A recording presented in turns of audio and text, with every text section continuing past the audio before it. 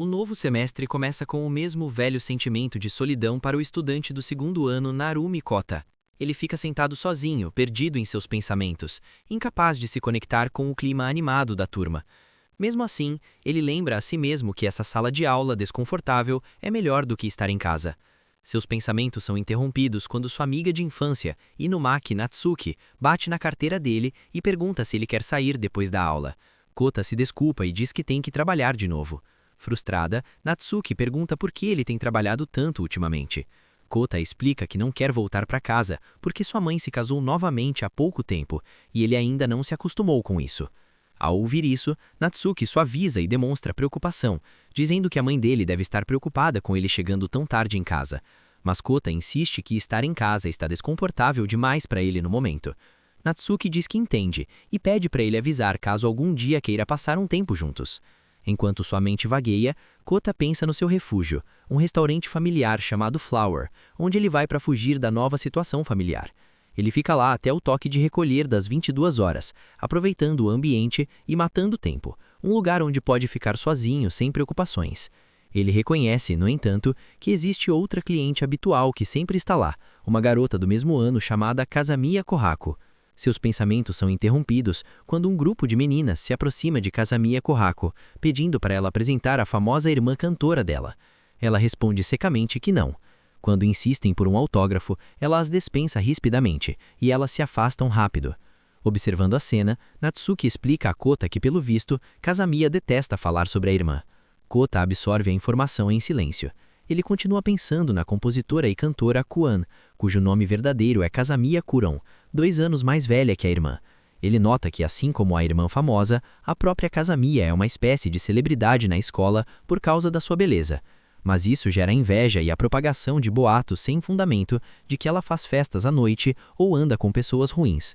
Kota acha impressionante como as pessoas se interessam tanto pela vida alheia e pensa consigo mesmo que conhece um lado de Kazamiya que ninguém mais conhece.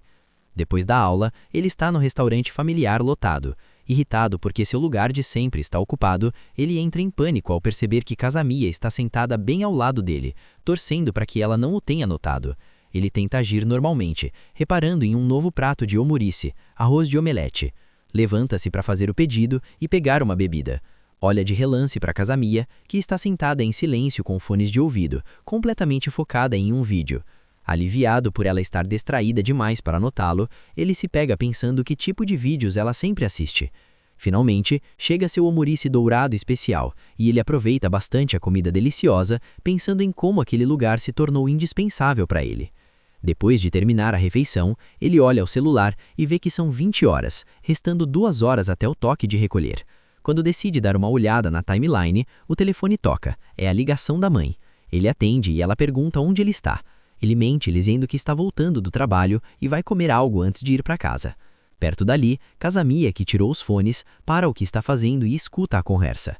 A mãe pergunta por que ele não come em casa com todo mundo, mas ele insiste que não precisam se preocupar com ele e que é mais fácil assim. A mãe cede, pede para ele tomar cuidado e ele desliga. Kazamiya então olha diretamente para ele e pergunta se ele também está tendo dificuldades para se dar bem com a família. Atônito por ela estar falando com ele, Kota pergunta se é com ele mesmo que ela está falando. Ela retruca: com quem mais seria? Rapidamente se desculpa, explicando que não queria ouvir a conversa, mas acabou ouvindo quando o vídeo terminou. Kota assume a culpa dizendo que foi ele quem falou alto demais no telefone, e um silêncio constrangedor se instala entre eles. Ele quebra o silêncio explicando que, na verdade, não está em maus termos com a mãe. Kazamiya sorri com compreensão e acrescenta: pelo menos com a sua mãe. Um pouco confuso, Kota admite que é verdade, as coisas estão complicadas com o resto da família. Ela baixa o olhar e diz que é a mesma coisa para ela. Ele tem um momento de compreensão e pensa consigo mesmo: Kazamiya é exatamente como eu. Os dois se desculpam por se intrometerem e descobrem que compartilham a mesma política pessoal, não interferir nos assuntos dos outros. Ao ouvir isso, Kazamiya sorri pela primeira vez, e o sorriso o deixa atordoado. Ela comenta que até os motivos dele são os mesmos, e diz que Kota também é assim. Surpreso, ele pergunta como ela sabe o nome dele. Ela lembra de que são colegas de classe e ambos clientes habituais do restaurante, então é difícil não se lembrar dele. Kota então percebe a extensão das semelhanças entre eles, e ela confirma: é desconfortável em casa, então ela mata tempo ali. Ela diz que está realmente feliz e que eles se dão bem. Kota apenas a observa e concorda que sim, eles realmente se dão bem. Nesse momento, uma garçonete traz um sorvete de chocolate à mesa, algo que Kota havia pedido só para passar mais tempo. Entendendo perfeitamente, Kazamiya diz que talvez peça algo também, mas ele oferece uma colherada para ela. Após hesitar um instante, ela aceita e os dois aproveitam a sobremesa juntos. De repente, ele olha a hora e fica chocado ao ver que já são 22h30, bem depois do horário de toque de recolher. Os dois decidem se ir embora e caminham juntas pela calçada. Enquanto andam, Kazamiya faz uma sugestão. Seria bem mais divertido matar o tempo se eles conversassem assim com mais frequência. Ela admite que Kota é mais fácil de conversar do que ela imaginava, e que isso serve como uma ótima desculpa para ficarem fora de casa. Kota concorda pensando consigo mesmo que o tempo realmente passa mais rápido na companhia dela. Ela acrescenta que sente que poderia até desabafar com ele sobre a escola, assuntos pessoais e problemas familiares. Ao ouvir isso, Kota vira o rosto para o lado, tentando esconder uma ironia pela situação compartilhada, e pensa que desabafar sobre a família é algo bom. Irritada, Kazamiya grita e pergunta por que ele está rindo. Nervoso, ele se desculpa e explica que não está em maus termos com sua mãe. Isso gera um entendimento entre eles. Com a regra decidida, ele muda de assunto e pergunta qual filme Kazamiya estava vendo mais cedo. Ela conta sobre sua recomendação recente e eles continuam conversando à vontade até chegarem à casa dela. Kazamiya agradece por ele ter caminhado com ela, comentando o quanto o tempo voou. Ao entrar no prédio, ela deseja boa noite para Kota e ele responde boa noite para Kazamiya. Eles trocam um último olhar e ela sorri dizendo que devem se encontrar no lugar de sempre depois da aula amanhã. Quando Kota chega em casa, recebe uma mensagem de Kazamiya agradecendo por ele ter caminhado com ela e recomendando o filme. Ele responde com um simples obrigado, dizendo que vai dormir agora, mas cora ao pensar que eles trocaram contatos e diz a si mesmo que não deve criar expectativas. Ele reflete sobre essa nova aliança no restaurante familiar. Está feliz de ter encontrado alguém com quem conversar. Ao entrar em casa, a mãe e o padrasto o recebem, mas o clima é desconfortável e ele rapidamente diz boa noite. Seu monólogo interno revela que a mãe se casou novamente com um homem chamado Akihiro, que tem uma filha inteligente e atlética chamada Katomi.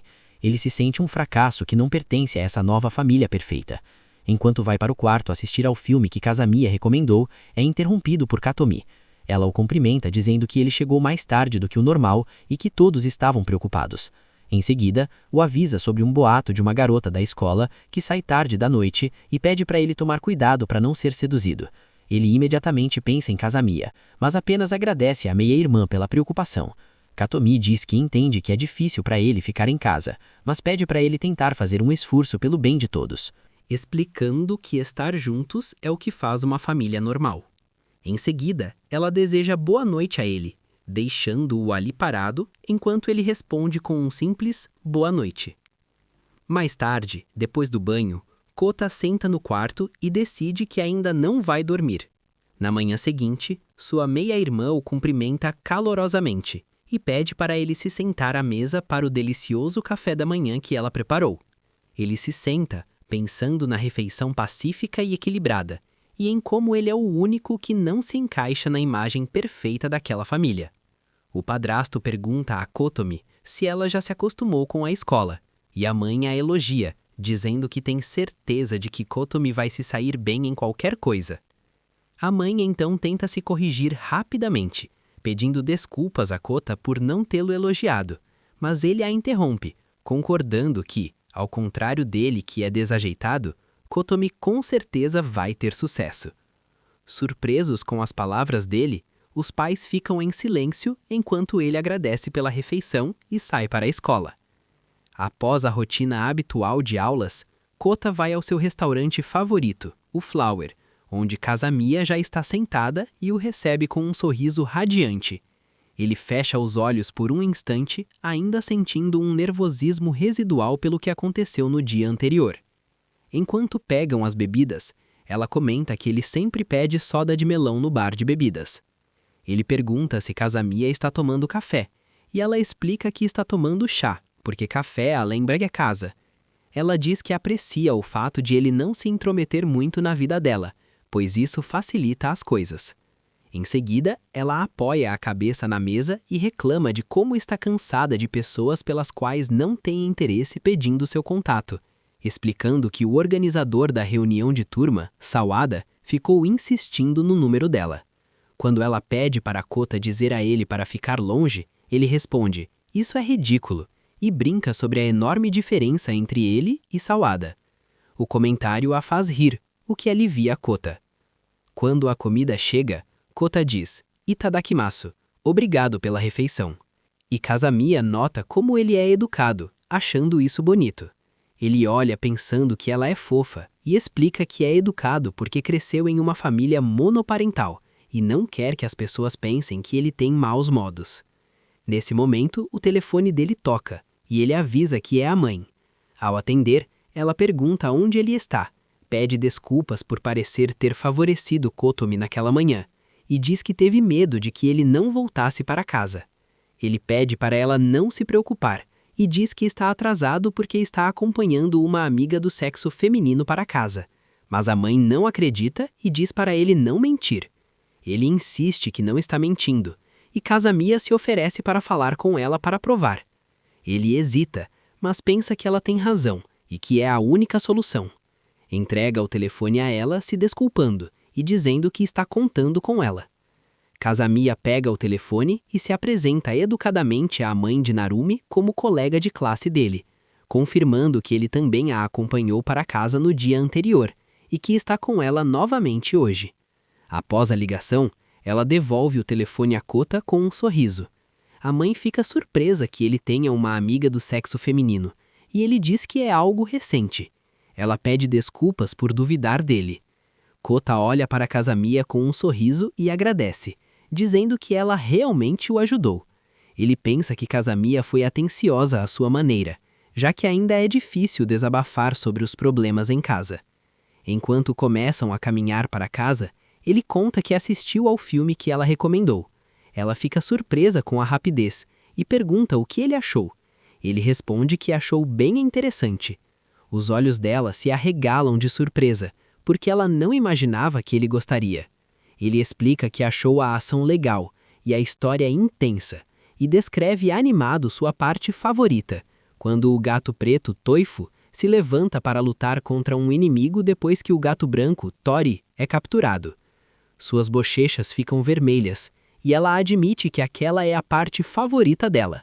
Ele sorri e menciona o foreshadowing, prenúncio, no filme, confessando que gritou sozinho tarde da noite quando percebeu. Ela diz feliz que aquela parte foi realmente interessante e admite que nunca sentiu vontade de compartilhar impressões de filmes com alguém. Ele se oferece para ser o parceiro de conversa dela quando ela quiser, e ela agradece.